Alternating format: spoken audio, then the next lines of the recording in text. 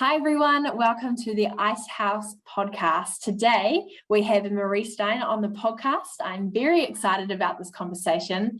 Maryse is amazing. She is the customer growth partner for South Auckland, Waikato, Bay of Plenty and the Taranaki.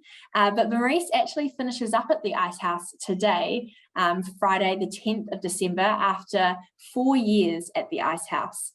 4 years of significant and memorable impact Maryse has made, with many business owners and leaders having conversations, really connecting with them. Maryse, you're such a natural community builder, and it all comes from such an authentic place. So we couldn't see you go without one last conversation about your time at the Icehouse, how you found it, and some highlights. So thanks heaps for jumping on. Oh, thank you, Bryar. Oh, I'm quite emotional now. The tears are flowing already. We're going to miss you so much. And yeah, just really wanted to honour everything that you have done for so many people. But before we just start bawling our eyes out, let's actually go to the first question, which is what has been your favourite part of your role as customer growth partner at the Icehouse for 4 years? Oh, so I think there's going to be some big questions in this podcast, Bryar, and this is one of them. I can't say it's a favourite part. I'd say every day is a favourite part. Wow.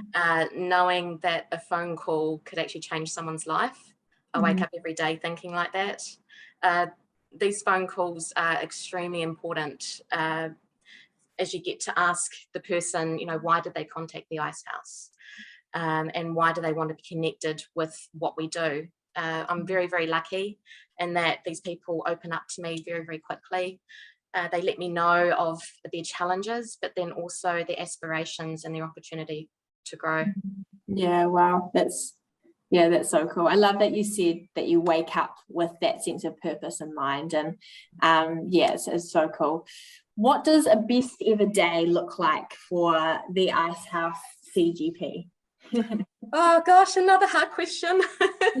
So again, going back to my first question, so your first question is every day is the best ever. I'm extremely lucky and to be able to do what I do. Again, waking up every morning knowing that what I do and the purpose of the Icehouse could have a positive impact on SME businesses across New Zealand. Yeah, so cool. Just the purpose sort of piece runs true the whole way through. Yeah. Okay. In saying that, so with the CGP, it's not a typical account manager role. There's a few parts to it. One of them is sales. The other one is around connection. So working closely with you around that connection. Another one is events, working closely with you there as well, and around regional partnerships. So, for example, a best ever day for sales is I remember going back to, it must have been my first year. I was driving back from Matamata, heading back up to Auckland where I used to live, and I stopped for a break and I looked at my phone and there were 2 applications for the owner manager program. I thought, oh wow, this is amazing, because I had on my passenger seat another application. It was an old school one. I'd printed it out and the guy had filled it in.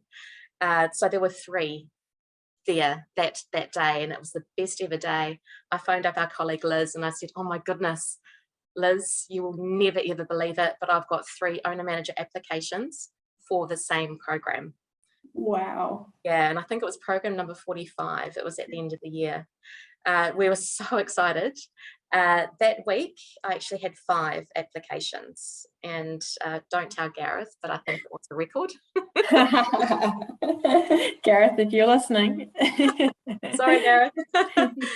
In terms of connection, over the recent lockdown, the recent Auckland lockdown, I had fortnightly virtual coffee sessions with the Auckland South alumni. There's about 250 in there, so I send the invite out to everyone, and whoever turns up, turns up.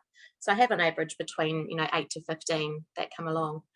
And yeah, it's only for an hour, but every single one of those coffee sessions has resulted in alumni doing work with alumni. Cool. Or alumni connecting with other alumni to help them out.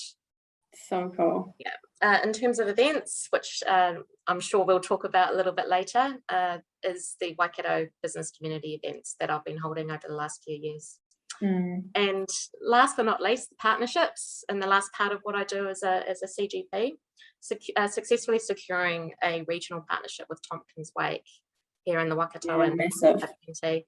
So the reason we did that was that they aligned with our purpose and our values, and yeah, it was a no-brainer for both of us to partner together.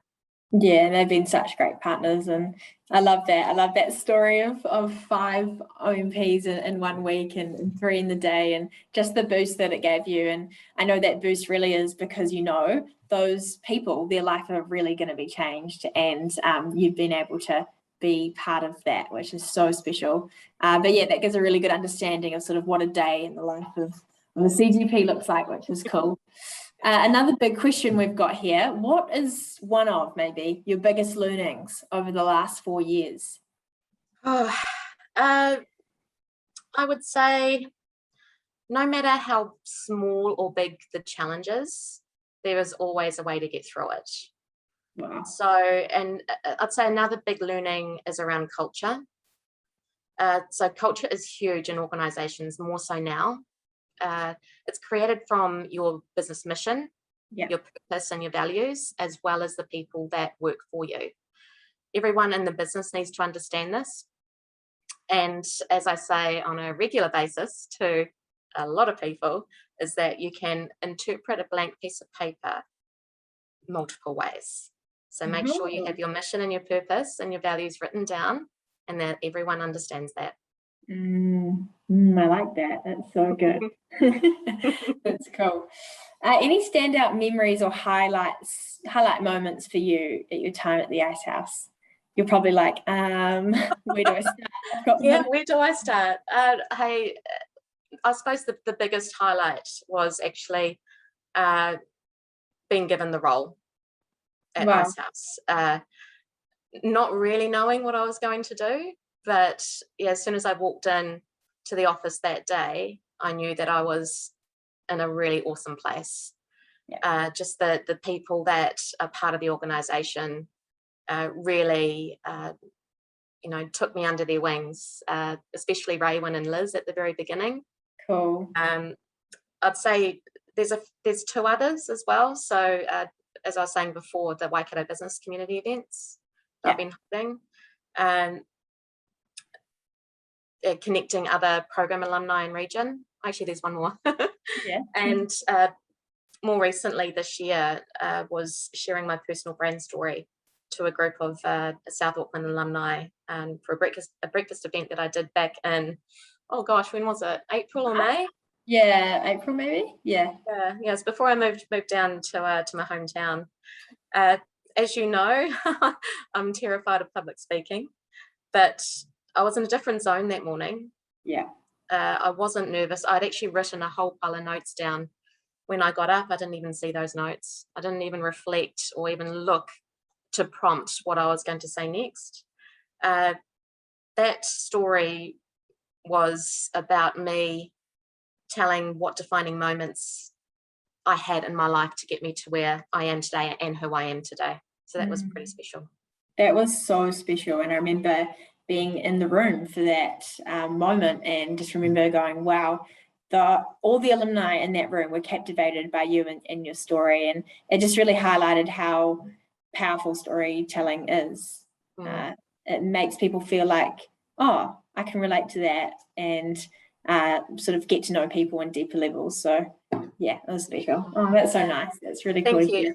Yeah, and thank you so much to you and Trent for supporting me on that day as well. Yeah, that was special. It was a cool moment. Life of events, bring them back. We've missed you, events and in-person, connection and gathering, but yeah, it was a very cool moment back in April, whenever it was. I like this next question. Is there anything you would have told yourself on the first day of the Icehouse if you could go back, about what the journey was going to look like? Oh, well, I've actually I don't know if this has happened in one of your podcasts before, but I have got something to show you. Ready? So this is my advice. Oh, be a sponge. I love that. So absorb everything. Listen, observe, ask questions, understand the positive impact that the Icehouse does have on business. Yeah. But there is so much to learn from being with your Icehouse colleagues. There is so much knowledge, so much experience, and so much positivity as well. Wow. The Icehouse is special, and nothing compares to this experience that we have of the understanding of what an SME goes through as well. So yeah, definitely be a I sponge. love that you brought a prop to the podcast. It is the first time we've had a prop on the podcast, and it was a good use of a prop, I think. Be a sponge. It's great, and not just for the Icehouse in the situation, but any new experience that someone is walking into. Whether that be you're jumping on the owner manager program, be a sponge. Or the leadership development program, or a new coaching session. Just soak up everything that there is to offer. So yeah, nice reminder. Thanks, Maryse. Right. What does or did success look like to you at the Icehouse? Gosh, how do you define success for me? Again, another tough question. Thank you so much, Bryar. I'd say success is knowing that the Icehouse programs, the workshops, the coaching is a game changer for business owners and leaders in business. Being given the opportunity to be able to talk with these business owners and leaders is a daily success for me. Awesome. These people are genuine. They actually want to learn. They want to gain that clarity and build that confidence to be able to move forward in their business, and to build a team around them as well in order to support their dreams and their aspirations. Yeah, Icehouse seriously helps with this. Yeah, so cool. I love it because you just believe it. It's good. What are the regions mean to you? So obviously, South Auckland, Waikato, Bay of Plenty, Taranaki, all incredible regions. When you think of regions, what comes to mind? They're all very different, but all yet have similar challenges and opportunities. It's figuring out what type of businesses are in which region and how they interact with each other. So the Auckland South region is very, very different to Taranaki, which again is different to the Bay of Plenty, and again very, very different to the Waikato as well. You've got to understand the regions. With the Waikato, it's more engineering, manufacturing, construction, agriculture. With the Auckland South region, it's a lot of engineering, a lot of manufacturing, a lot of FMCG. Taranaki and Bay of Plenty are quite similar. There's a wide range of businesses as well. So actually understanding the region in an economic sense. I grew up in Hamilton. I've lived in Auckland. I've got family in Tauranga, and I've spent a lot of time in New Plymouth as well. So actually knowing those regions has definitely helped in terms of building my network and in terms of connecting people as well. Yeah, so important. New Zealand is a land of very small cities, so everyone kind of knows each other. Yeah, so being able to be introduced to really awesome people in those regions, is quite a blessing. Yeah, something so cool about the regions, just banding together and great sense of community from the outset, because they all have this cool sort of common theme that they live in close quarters, and they know someone that knows someone, and so it's pretty special. I love that. And you'll get to know that a lot now that you are based in the Bay. There'll be a lot of people that know people who know people. Already sort of seeing that, which is so cool. Loving being based in Tauranga. It's a great region to be in, and lots of great businesses in the region too. So win-win. So cool. What excites you the most, Maryse, about the future of business? I would say culture. Yeah, cool. Technology and processes. Yeah. Those are I think for me, the three key things around the future of business. The future of the world is around being more productive and having really, really good technology in place in order to move forward and keep your business alive. Going back to culture, when we were talking about that before, people more so than ever are drawn to business culture that support and align with their own personal values and their history and their beliefs as well. So yeah, my advice to business owners is nail that culture so you attract the right people. Learning is a huge one as well around the future of business. I am passionate, as you know, very passionate about learning. So the opportunities to upskill, are more so available now than they have been before. There is opportunity like galore, like seriously everywhere. The more and more I work alongside businesses, the more clarity I have around where their businesses can get to. So yeah, it's definitely very, very exciting. Yeah, so cool. Love that. Love your insight, and very valuable insight, because you talk to business owners all the time, and you're at those business events, and been connecting with communities for a long time now, and so you're always such a great person to chat to around knowing what the next sort of up and coming theme and hot topic is. So yeah, opinions very valued, which is cool.